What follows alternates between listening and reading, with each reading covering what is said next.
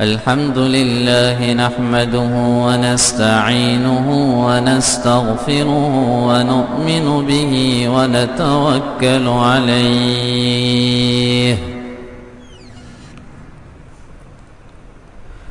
ونعوذ بالله من شرور أنفسنا ومن سيئات أعمالنا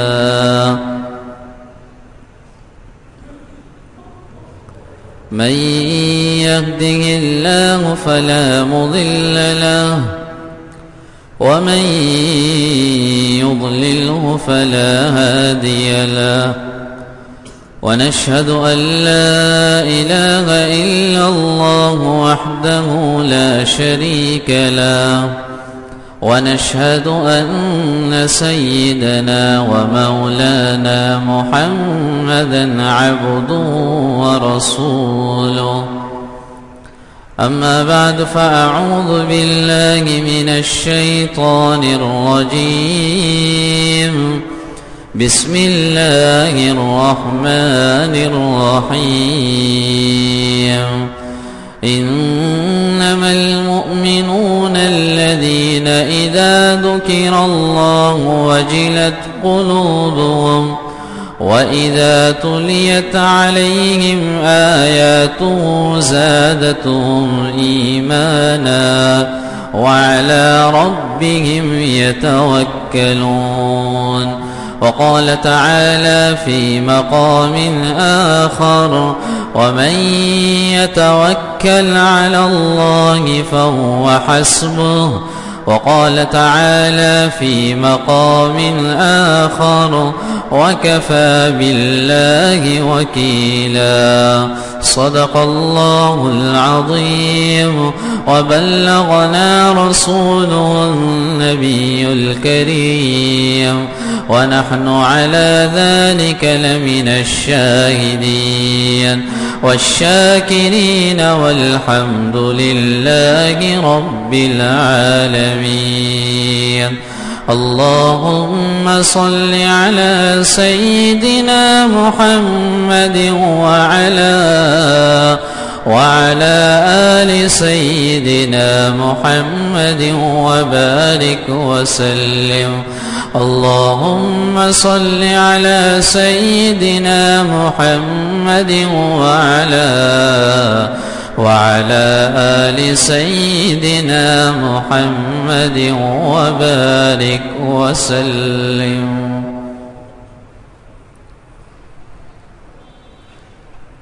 मोमिन की ज़िंदगी की हकीकी शान ये है कि मोमिन अल्लाह ही को फ़ाइल हकीकी समझता है।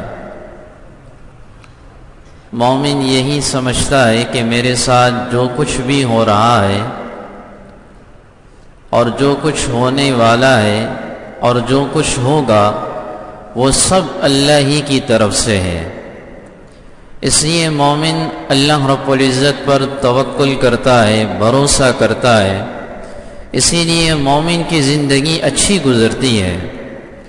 काफिर चूँकि अपने असबाब पर नज़र रखता है, जो उसके असबाब होते हैं उस असबाब पर उसकी नज़र होती है कि मैं ऐसा करूँगा तो ऐसा होगा, ऐसा करूँगा तो ऐसा होगा। उसकी जो नज़र है वो असबाब पर है। इसलिए काफिर के दिल में बेचैनी और बेसुकूनी होती है और ईमान वाले की नज़र मुसब्बिबुल असबाब पे होती है। जो असबाब का बनाने वाला अल्लाह है, जो असबाब का बनाने वाला रब है, ईमान वाले की नज़र उस पर होती है। इसीलिए जनाब नबी करीम सल्लल्लाहु अलैहि वसल्लम ने इरशाद फरमाया कि अल्लाहुम्मा हाज़ल जुहदु व अलैका तकलान। ए अल्लाह, यहाँ तक मेरी कोशिश थी, अब आगे आप ही पर तवक्कुल है। व अलैका तकलान। ईमान वाला एक कोशिश करता है, कदम बढ़ाता है, लेकिन वो अपनी नज़र और नतीजा वो सब अल्लाह पर छोड़ देता है। کہ میرے ہاتھ میں اتنا اختیار تھا، میں نے اتنا کر لیا، یا اللہ اب آگے آپ پر ہی میرا توکل ہے۔ تو ایمان والا توکل کے نتیجے میں اس کے دل میں سکون ہوتا ہے۔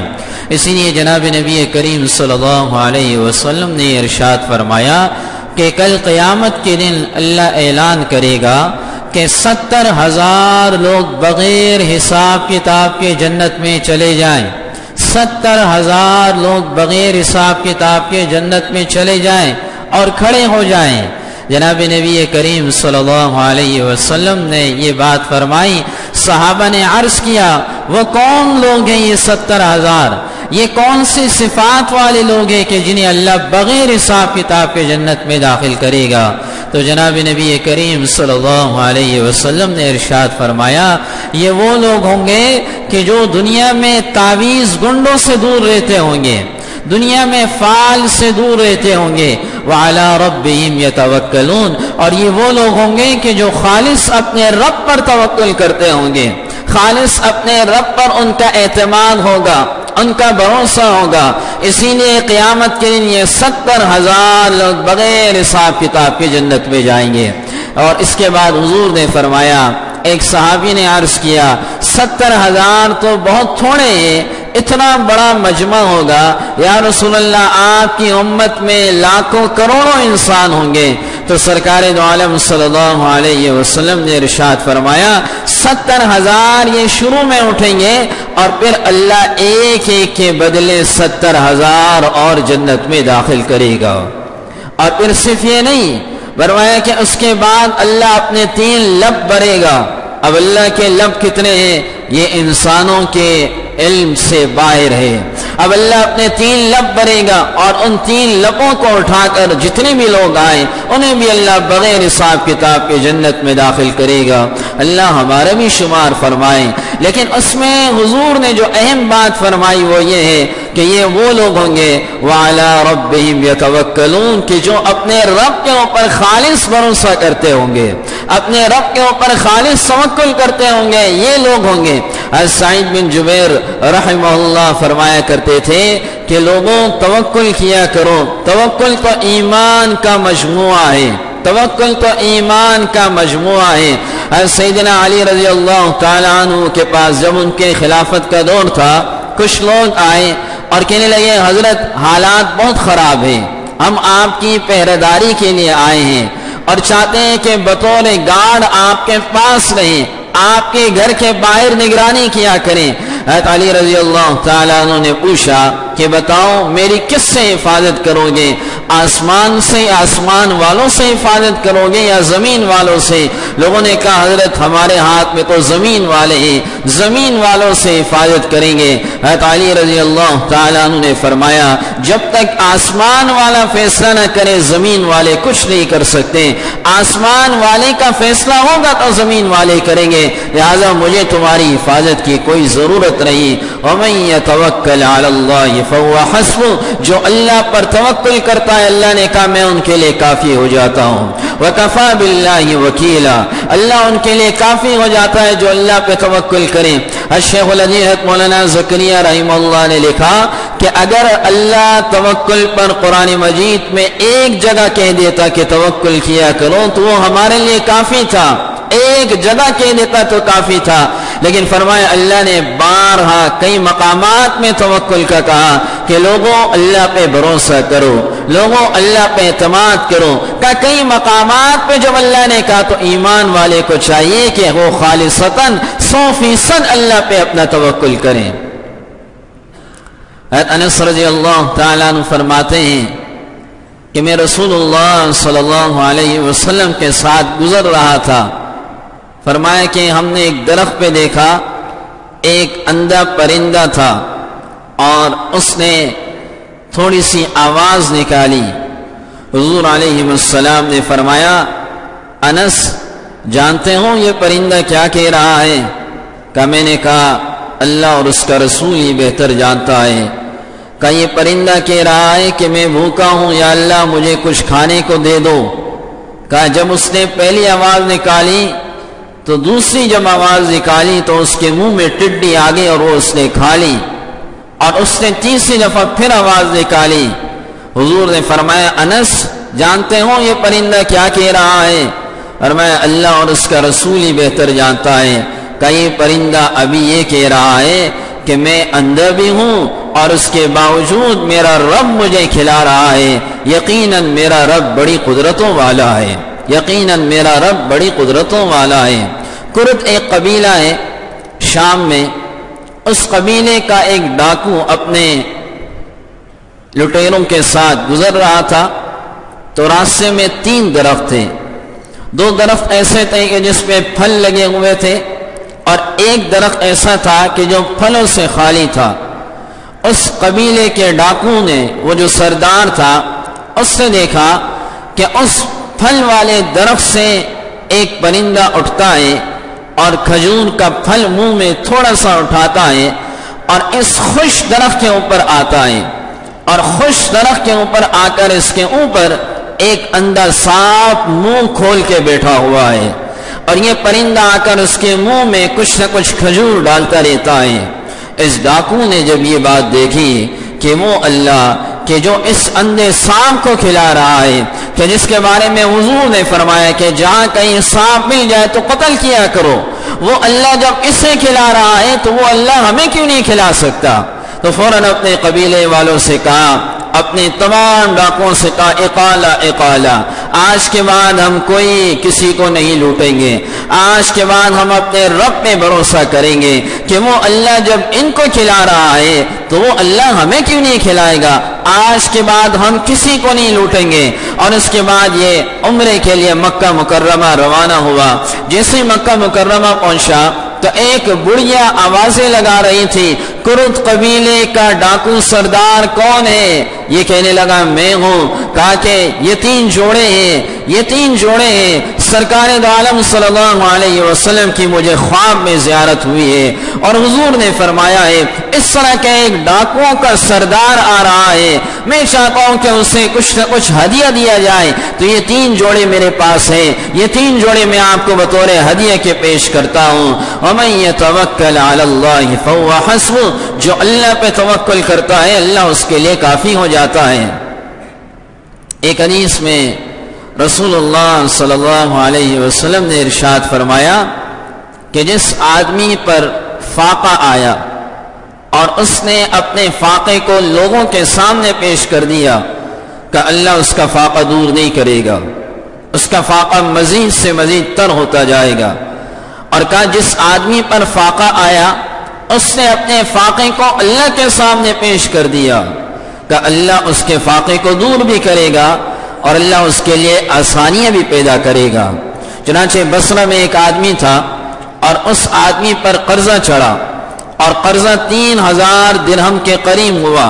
یہ آدمی بصرہ میں اپنے قرضداروں سے چھپ کر یہ کوفہ کی طرف آیا اور کوفہ کی ایک مسجد میں داخل ہوا اور جیسے مسجد میں داخل ہوا اس سے 2 رکعت صلاۃ الحاجت پڑھی اور پھر اللہ کے سامنے کہنے لگا کہ یا اللہ مجھ پر یہ حالات آئے ہیں، ان حالات کی وجہ سے میں نے شہر سے دوسرے شہر کا رخ کیا ہے، میرے اس معاملے میں دستگیری فرما، میری اس مشکل کو حل فرما، میں آپ ہی کے در پہ آ کے بیٹھا ہوں. اب اس سے دعا ختم کی. ایک آدمی آیا اور 3000 اشرفیہ لے کر آیا، کہنے لگا یہ آپ کو بطور ہدیہ کے میں پیش کر رہا ہوں. اس نے کہا آپ کو کیسے معلوم کہ مجھ پر 3000 اشرفیوں کا قرضہ ہے؟ کہا میں گھر میں سویا ہوا تھا اور میں نے خواب میں دیکھا کوئی کہنے والا کہہ رہا ہے کہ آج ہمارے محلے کی مسجد میں ایک مہمان آیا ہے اور اسے اتنے پیسوں کی ضرورت ہے. کہا وہ کہنے والے نے جب یہ کہا اور میں فوراً آپ کی طرف دوڑتا ہوا آیا کہ یقیناً آپ کو ضرورت ہے. وَمَن يَتَوَكَّلْ عَلَى اللَّهِ فَهُوَ حَسْبُهُ، جو اللہ پر توکل کرتا ہے اللہ اس کے لیے کافی ہو جاتا ہے. إِنَّمَا الْمُؤْمِنُونَ الَّذِينَ إِذَا ذُكِرَ اللَّهُ، اللہ نے ایمان والوں کی صفت بیان کی. ایمان والے کون ہیں؟ اذا ذکر اللہ وجلت قلوبهم، جب ان کے سامنے اللہ کا ذکر کیا جائے ان کے دل لرز جاتے ہیں. اللہ کا نام سن کے ان کے دلوں پر ہیبت طاری ہو جاتی ہے، اس لیے کہ وہ اللہ سے محبت کرتے ہیں. حضرت علی رضی اللہ تعالیٰ عنہ نماز کے لیے آیا کرتے تھے تو پیلے ہو جایا کرتے تھے. کسی نے کہا حضرت آپ اتنے زرد کیوں ہو جاتے ہیں نماز کے لیے آتے وقت؟ کہنے لگے تمہیں نہیں معلوم میں کس کے دربار میں جا رہا ہوں؟ جس کے دربار میں جا رہا ہوں یقیناً وہ شہنشاہوں کا شہنشاہ ہے، اس لیے اس کے دربار میں آتے وقت مجھ پہ لرزہ طاری ہو جاتا ہے۔ انما المؤمنون الذین اذا ذکر اللہ، ایمان والوں کے سامنے جب اللہ کا ذکر کیا جائے، وجلت قلوبهم، ان کے دل لرز جاتے ہیں، واذا تلیت علیہم آیاتہ، اور جب ان کے سامنے اللہ کی آیات پڑھی جائے، زادتہم ایمانا، ان کا ایمان زیادہ ہو جاتا ہے، وعلی ربہم یتوکلون، ایمان والوں کی تیسری جو صفت ہے وہ یہ ہے وعلی ربہم یتوکلون، ایمان والے اپنے رب پہ بھروسہ کرتے ہیں، ایمان والوں کا بھروسہ اپنے رب پہ ہوتا ہے۔ سلیمان علیہ السلام کے بارے میں آتا ہے کہ سلیمان علیہ السلام سمندر کے کنارے جا رہے تھے اور سمندر کے کنارے چلتے ہوئے ایک چیونٹی کو دیکھا۔ آپ حضرات نے سنا ہے سلیمان علیہ السلام کا اللہ نے قرآن مجید میں چیونٹی سے مکالمہ بھی بیان کیا، یا ایھا النمل ادخلوا مساکنکم لا یحطمنکم سلیمان وجنودہ وہم لا یشعرون، چیونٹیوں کی جماعت موجود تھی، سلیمان علیہ السلام کا لشکر گزر رہا تھا، چیونٹیوں کی جماعت میں ایک چیونٹی نے اپنی جماعت کو کہا اپنے بلوں میں داخل ہو جاؤ، اپنے بلوں میں داخل ہو جاؤ، لا یحطمنکم سلیمان وجنود، کہیں سلیمان علیہ السلام کا لشکر تمہیں روم نہ ڈالے۔ سلیمان علیہ السلام نے اس چیونٹی کی بات سنی، فتبسم ضاحکا من قولها، تو سلیمان علیہ السلام مسکرائے، وقال رب اوزعنی ان اشکر، اور اللہ کا شکر ادا کیا کہ اللہ آپ کا مجھ پر کتنا بڑا کرم ہے اور کتنا بڑا فضل ہے کہ اس چیونٹیوں کی بولی بھی آپ نے مجھے سکھا دی۔ تو چیونٹی سمندر کے کنارے، اس کے منہ میں ایک پتے کا ایک ٹکڑا موجود تھا، اب وہ سمندر کے کنارے پر جیسی آ رہی تھی، اتنے میں دیکھا ایک مینڈک سمندر سے نمودار ہوا، یہ چیونٹی اس مینڈک کے اوپر بیٹھی اور بیٹھنے کے بعد یہ آگے چلی گئی۔ جب یہ واپس آئی تو اس کے منہ میں وہ پتا موجود نہیں تھا۔ سلیمان علیہ السلام نے کہا بتا تو صحیح کہاں گیا تھا؟ تو کہنے لگا کہ میں روزانہ دن میں 2 مرتبہ آتا ہوں اور ایک پتے کا ٹکڑا جتنا میرے اندر طاقت ہوتی ہے اپنے منہ میں لے کے آتا ہوں۔ اللہ نے اس مینڈک کو، یہ حقیقت میں فرشتہ ہے، مینڈک کی شکل میں اللہ نے اس کو رکھا ہے، میں اس کے پیٹھ پہ سوار ہوتا ہوں اور سمندر کی تہ میں جا کے ایک پتھر ہے اور وہ پتھر کے اندر ایک کیڑا ہے، اس کیڑے تک روزی پہنچانے کے لیے اللہ نے میرا بندوبست کیا ہے اور میں یوں یہاں سے چلتا ہوں اور اس کیڑے تک جو ہے وہ یہ پتا اور یہ رزق پہنچاتا ہوں، یہ اللہ نے روزانہ میرے ذمہ رکھا ہے۔ سبحان من یرا مکانی ویعلم مکانی۔ اور موسیٰ علیہ السلام گزر رہے تھے اور موسیٰ علیہ السلام کو اللہ نے فرمایا کہ اے موسیٰ اس پتھر پہ اپنی لاٹھی مارو۔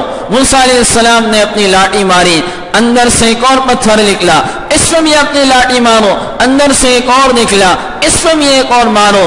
تیسرے پتھر کا جب وہ ٹوٹا تو اندر سے ایک چیونٹی نمودار ہوئی اور کیڑے کے منہ میں رزق تھا اور وہ یہ کہہ رہا تھا کہ پاک ہے وہ ذات کہ جو مجھے یہاں بھی روزی پہنچاتی ہے، پاک ہے وہ ذات کہ جو میرے اس مکان کو بھی جانتی ہے اور مجھے کسی حال میں بھوکا نہیں رکھتی۔ وَمَن يَتَوَكَّلْ عَلَى اللَّهِ فَهُوَ حَسْبُهُ، جو اللہ پہ توکل کرتا ہے اللہ ان کے لیے کافی ہو جاتا ہے۔ صحابہ کرام رضوان اللہ علیہم اجمعین کا یقین کامل تھا اور اس کامل یقین کی وجہ سے اللہ نے انہیں ایسی ایسی جگہوں سے روزی دی کہ جہاں پر وہم و گمان بھی نہ تھا۔ ایک صحابی آئے قضائے حاجت کے لیے، جیسے ہی قضائے حاجت کے لیے بیٹھے اندر بل سے ایک چوہے نے 1 دینار لا کے رکھ دیا، پھر وہ تھوڑی دیر بعد گیا اندر سے دوسرا دینار لا کے رکھ دیا، اس چوہے نے متواتر 16 دینار اس صحابی کے سامنے رکھ دیے۔ یہ صحابی بڑے حیران ہوئے اور یہ 16 دینار لے کر جب بھی صحابہ کوئی نئی بات دیکھتے یا سنتے تو ضرور نبی کریم صلی اللہ علیہ وسلم سے اس بارے میں پوچھا کرتے تھے۔ یہ صحابی نبی کریم صلی اللہ علیہ وسلم کی خدمت میں آئے اور عرض کیا آج اس طرح کا واقعہ ہوا ہے۔ جناب نبی کریم صلی اللہ علیہ وسلم نے ارشاد فرمایا یہ تمہارا رزق تھا جو بل کے اندر تھا، اللہ نے وہاں سے ملا کر تمہارے سامنے رکھ دیا۔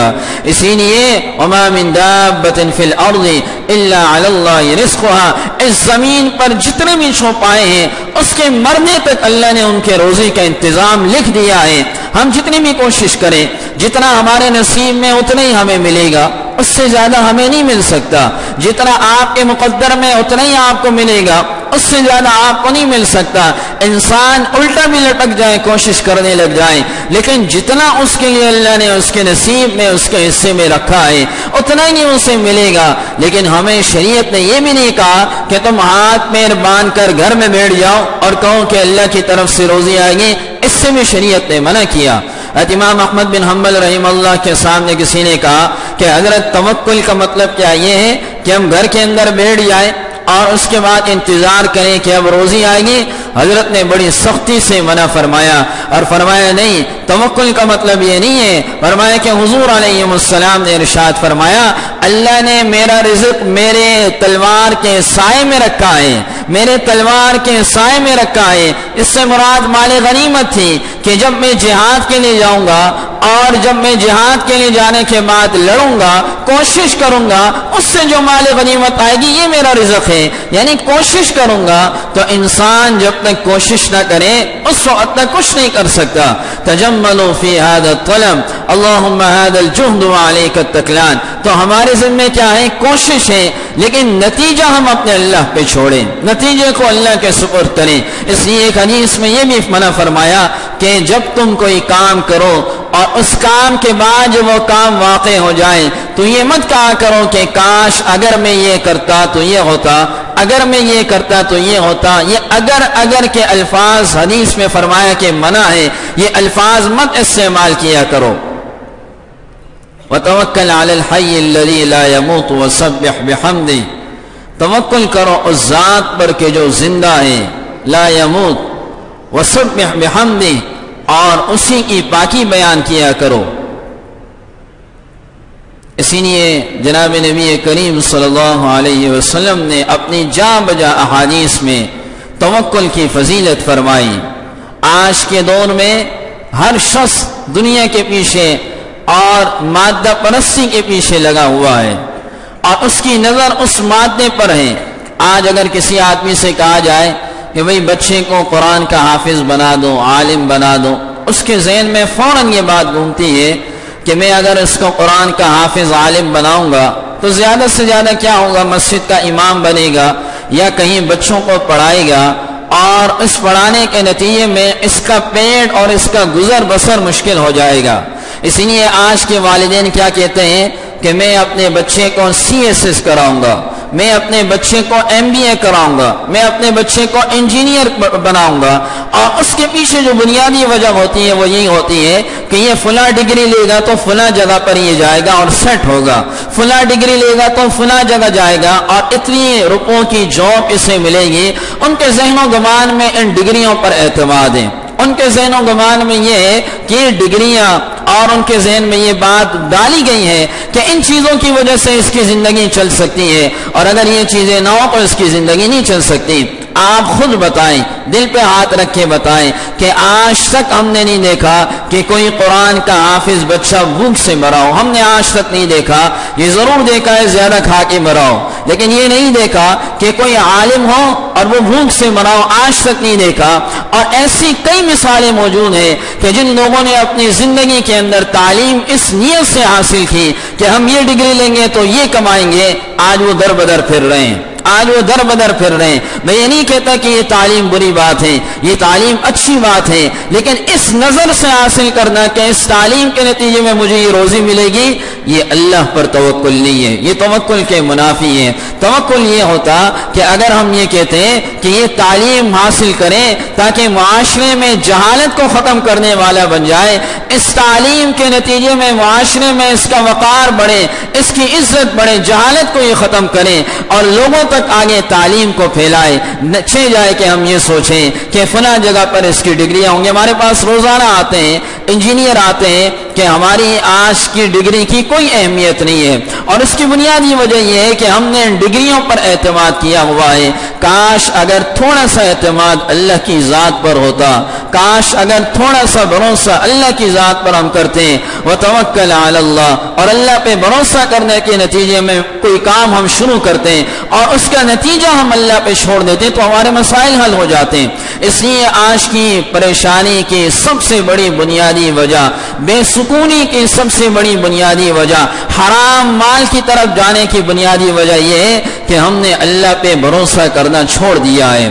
اور یقیناً ایسا بھی ہوا کہ بعض لوگ یہ سمجھتے ہیں کہ ہم حلال کمائیں گے تو کہاں سے گزر بسر ہوگا، حلال تھوڑا ہوتا ہے کہاں سے ہم زندگی گزاریں گے، حلال تھوڑا ضرور ہوتا ہے لیکن اس کے اندر برکتیں زیادہ ہوتی ہیں، حرام زیادہ ضرور ہوتا ہے لیکن اس کے اندر پریشانیاں زیادہ ہوتی ہیں، بے سکونیاں زیادہ ہوتی ہیں، اور حلال اور حرام کی تمیز نہ رکھنے والا در حقیقت یہ بھی آج کے دور میں اللہ پر توکل نہ رکھنے والا آدمی ہے۔ تو 70,000 لوگ فرمایا قیامت کے دن بغیر حساب کتاب کے جنت میں جانے والے ہوں گے۔ دنیا میں آپ نے دیکھا کہ دنیا میں آپ کسی جگہ کوئی فارم لینے کے لیے جائیں اور ہزاروں کی نہیں لاکھوں کی تعداد میں لوگ ہوں، اور اس لائن میں سے آپ کو کوئی یوں ہاتھ سے نکالیں اور آپ کو کہیں آپ بغیر لائن کے آگے آ جائیں، تو اس وقت آپ بتائیں کہ آپ کا سینہ کتنا چوڑا ہوگا کہ بغیر لائن کے اور بغیر پوچھ گچھ کے میں آگے آ گیا، میرا کام ہو گیا۔ اسی طرح کل قیامت کے دن جب کروڑوں انسان ہوں گے، ان کروڑوں میں سے ان 70,000 کو نکالا جائے گا کہ آپ لوگ آئیں اور بغیر حساب کتاب کے يدخلون الجنت بغیر حساب، بغیر حساب کتاب کے جنت میں داخل ہو جائیں۔ حضور نے ان کی نشانی جو فرمائی وہ یہ فرمائی کہ یہ تعویذ گنڈوں سے دور رہتے ہوں گے، یہ اللہ پہ توکل کرتے ہوں گے۔ آج گھروں میں کیا حال ہے، تھوڑا سا مسئلہ ہو جائے، برتن ٹوٹ جائے، وہ فلاں نے کچھ کر دیا ہوگا، فلاں نے کچھ کر دیا ہوگا، عاملوں کے پاس جاتے ہیں کہ فلاں آدمی کی وجہ سے رزق میں بندش آ رہی ہے، فلاں کی وجہ سے کاروبار خراب ہو رہا ہے۔ یہ یقیناً لوگوں کو چھوٹا خدا بنانا ہے اور اللہ کی ذات سے اپنے آپ کو ہٹانا ہے۔ ہمیں شریعت نے حکم دیا کہ ہم 100% اللہ پہ بھروسہ رکھیں۔ وَإِن يَمْسَسْكَ اللَّهُ بِضُرٍّ فَلَا كَاشِفَ لَهُ إِلَّا هُوَ، اللہ نے فرمایا ساری دنیا جمع ہو جائے آپ کو نقصان دینے پہ آئے، اللہ نہ چاہے تو کوئی نقصان نہیں دے سکتا۔ وَإِن يُرِدْكَ بِخَيْرٍ، ساری مخلوق جمع ہو جائے آپ کو بھلائی دینے پہ آئے، فَلَا رَادَّ لِفَضْلِهِ، اگر وہ ساری جمع ہو جائے آپ کو بھلائی دینے لگ جائے اللہ نہ چاہے، فَلَا رَادَّ لِفَضْلِهِ، کوئی آپ کو کوئی بھلائی نہیں دے سکتا۔ یقیناً تکلیف کا آنا، یقیناً بھلائیوں کا آنا، یہ سب اللہ کی طرف سے، اور ہمیں 100% یہ سمجھنا چاہیے کہ ہمارے ساتھ جو کچھ ہو رہا ہے یہ آپ کی تقدیر میں آپ کے لیے لکھا ہوا تھا۔ اس لیے اللہ کی ذات پہ مکمل بھروسہ، اللہ کی ذات پہ مکمل اعتماد ہونا چاہیے۔ اور آخر میں ایک اہم وظیفہ جو میں نے کئی کتابوں میں دیکھا وہ یہ تھا، آج کے حالات کے مناسبت سے ہر آدمی پریشان ہے، سورہ قریش کے بارے میں کہ سورہ قریش ہر نماز کے بعد یا دن میں 2 نمازوں کے بعد، فجر اور عشاء کے بعد 7 مرتبہ پڑھا جائے، اول آخر درود شریف پڑھی جائے اور اس سورت کو پڑھا جائے تو اللہ رب العزت رزق کی تنگی اور اسی طرح تجارت کی مشکلات کو اللہ حل فرمائے گا۔ سورہ قریش کا ضرور اہتمام کیا کریں۔ اللہ رب العزت ان باتوں پر عمل کی توفیق عطا فرمائے۔ وآخر دعوانا ان الحمد للہ رب العالمین۔